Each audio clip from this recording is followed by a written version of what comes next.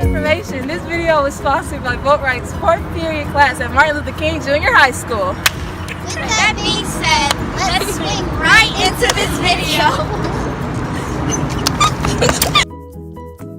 Today we're going to be talking about the coastal trading ports of Africa. Do you ever wonder how we get our goods from the store? Citizens on the east coast of Africa did as well. The coastal trading ports of Africa stayed lit, and they were heavily influenced by Islam. This is a symbol of it. Not exactly, but it's pretty similar. While we're on the topic, we can't forget about the great city of Kilwa.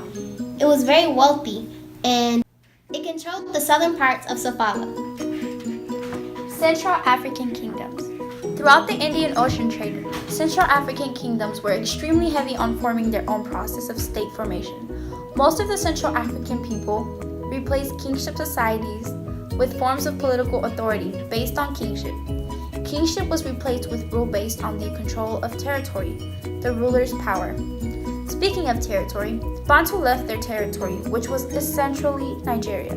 The Bantu spread to first the southern reaches of the rainforest, along the Congo River, then southward onto the southern savannas, and eventually to the east coast. Moving away from Islam influence, the thing with Islam was that they were pretty bossy, and no one really likes being bossed around.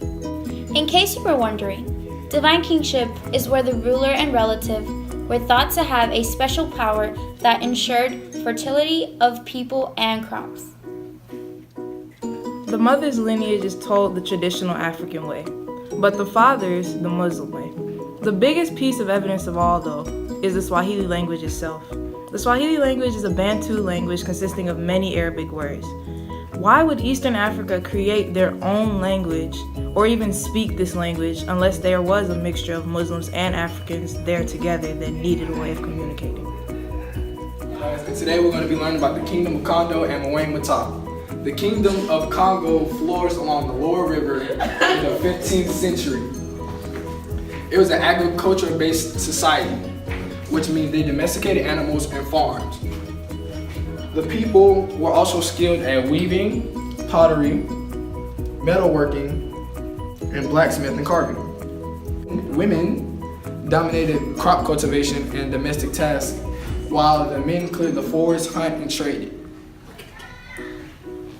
They had a hereditary central kingship, which means that they would choose their eldest son to rule over the kingship. By the 9th century, Zimbabwe began building royal stone courts. The Great Zimbabwe was the center of the state flourishing by the 11th century. They made massive stone buildings and walls. Its ruler, the Moain Matapa, controlled a large territory reaching to the Indian Ocean network. Zimbabwe dominated gold sources and trade with coastal ports of the Indian Ocean network. And now we're going to be talking about artists and kings in Yoruba and Benin. Among the Yoruba-speaking people of Nigeria at the city of Ile-Ife, remarkable terracotta and bronze portraits, heads of a past ruler, were produced in the periods after 200 CE. The portraits had lifelike qualities. The artists of Ile-Ife worked with wood and ivory. Most of the Ile-Ife artists associated with kings and the authority of kingship. The terracotta object is dated from about 500 BCE to 200 CE.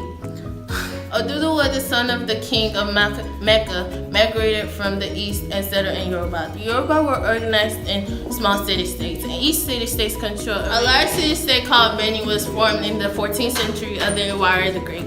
Benin City was described by early European visitors in the 16th century as a city of great population.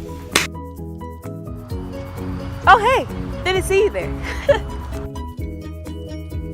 Conclusion, we hope you learned a lot. Bye!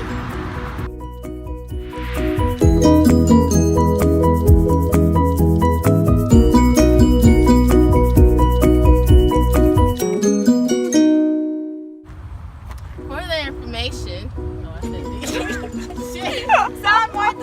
From Asia, Arabia, and Persia. Migrants from Madagascar on, Patrol.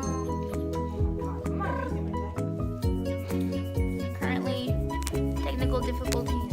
Well, they're not technical difficulties. You're difficult. In case you were wondering, to Damn, it's hard. Joaquin, do what I'm doing. This much, all the girls stop.